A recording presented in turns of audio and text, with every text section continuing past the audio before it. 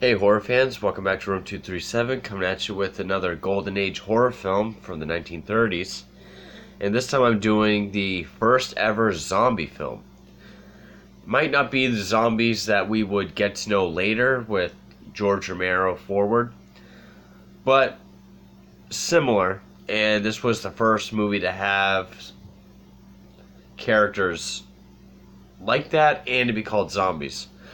That was 1932's White Zombie with Bela Lugosi. And I have to say, even though this movie is only like an hour and 5 minutes, again, part of this collection, I've had to watch this like 3 times because each time I go to watch it, it'd be like really late at night, be catching up on my other stuff, and I'd fall asleep. I'm like, God damn it. So, finally, I'm reviewing it now.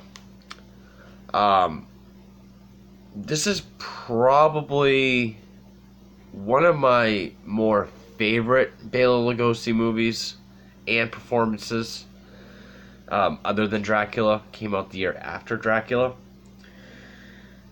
And, of course, because of the way Lugosi looks and speaks, with his accent, his Hungarian accent, he was sort of known to only play Dracula. Also meaning, that kind of character, these sort of phantom characters, or, these sort of evil leaders or whatever. And he plays this guy named Murder Legendre, who runs a Haitian plantation where all the inhabitants are Haitian zombies. And they become zombies through voodoo, which is something we've seen before. It was in Lucio Fulci's Zombie as well. And, like, the whole opening is, you get, like, this drum beat and, like, this sort of Haitian kind of vocal, hi-yo-ho, kind of chanting or whatever you would call that. And you get this great shot of Bela Lugosi's eyes, like right up close to the camera, like that. But like his skin is all black and his eyes are glowing white.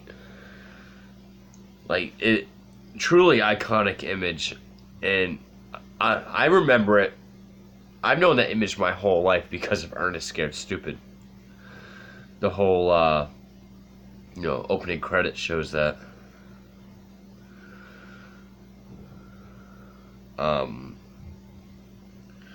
See if I can just... No, I don't want contacts.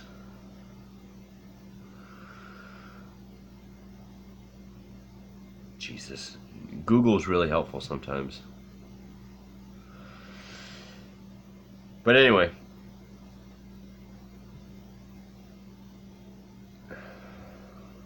Can't do two things at once, apparently. Just that iconic image. Because apparently he does voodoo in different ways, but, even the tagline of the film, with these eyes, he rendered her powerless. And basically, you have this one couple, Neil and Madeline, who are to be wed, but there's this other guy named Charles who's madly in love with Madeline. So he goes to Murder to ask him if he could use his voodoo to turn her into a zombie. One, so they can't get married, and so she could also, I guess, be like his love slave, essentially. Lugosi agrees. He does this, this thing with this cloth and the lantern, but when Charles goes to ask him, you get this very long scene where his Haitian zombies, they're all like it's like this big thing that with all these wooden bars that they're all pushing and walking in circles, and it moves all these gears to like crush up hay or something. I think one zombie even falls in it and you briefly hear like crunching, but you just constantly hear like that grinding sound of the wood. Like, no, it goes on for a very long time. There's not much music other than like the Haitian, like the cultural kind of drum beat and choir chanting. But he actually doesn't turn her into a zombie right away. He sort of kills her through voodoo, like she goes to take a drink, but when she looks in her cup, we see like Lugosi's face like superimposed over it. She dies, and then Charles has to go get her body out of can't remember if they either like dig her up or she's in a tomb somewhere. Then Lugosi brings her back as a zombie. And there's this one scene where these two people are talking, and I thought this was kind of inventive and neat, especially for the time. The scene opens up, there's a guy sitting at his desk, and then there's a guy standing at the desk. I can't remember who the two people are talking. Again, like I was super tired, like all 3 times I watched it. So, like, the guy standing at the desk, he's got, like, his hands on the desk, and so his arms are like this.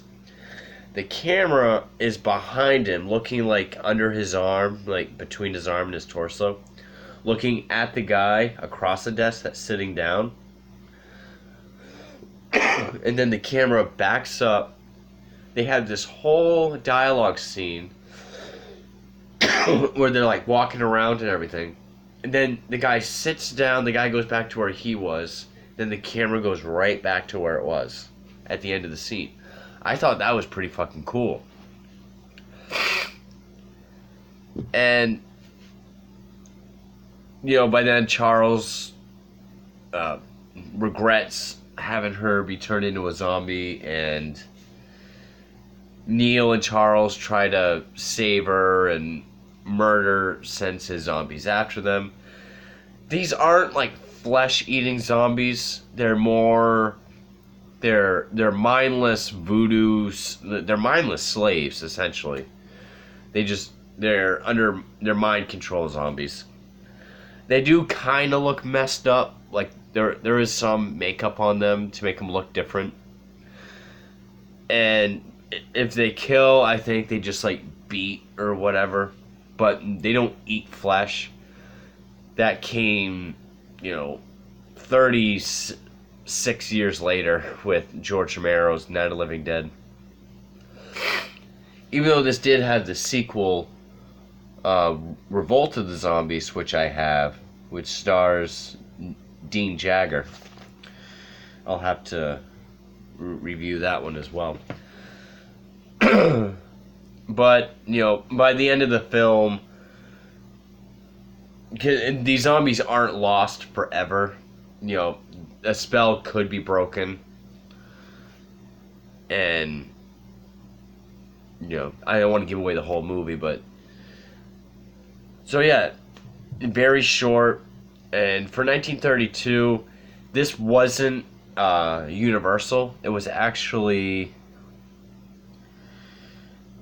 it was an independent film produced by Edward Halperin, directed by Victor Halperin. I think they're brothers.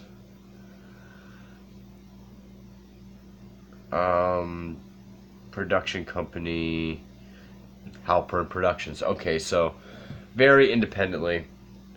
And because of that, White Zombie often sort of gets...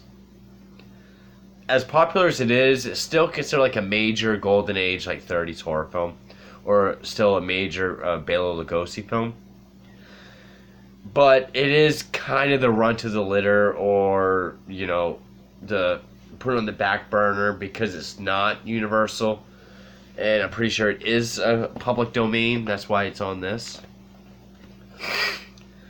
It's not as famous as the Universal ones. I guess what I'm trying to say, and it didn't really get as much of the recognition or the reviews. It was initially really dismissed, except for like Lugosi's performance, which I think he also does a great job in this. He's basically Dracula, but he's got, like the beard here, kind of like the typical evil guy, like, and I would say it's up there with Dracula for like Bela Lugosi films. It does have a strong legacy. I mean, White Zombie, that was Rob Zombie's first band, or at least first band he got famous with. But yeah, I really enjoy White Zombie. I mean, I had to see it 3 times because I kept falling asleep. And I guess part of that could be because it's not a very musical film. Once again, for like the drum beats and stuff, it is kind of slow. There is a lot of shots like just walking through the zombie plantation and just hear like just the sounds of them walking around or like grinding that wood around. But it's still a solid 30s horror film nonetheless. So, anyway, that is White Zombie, and thank you for watching.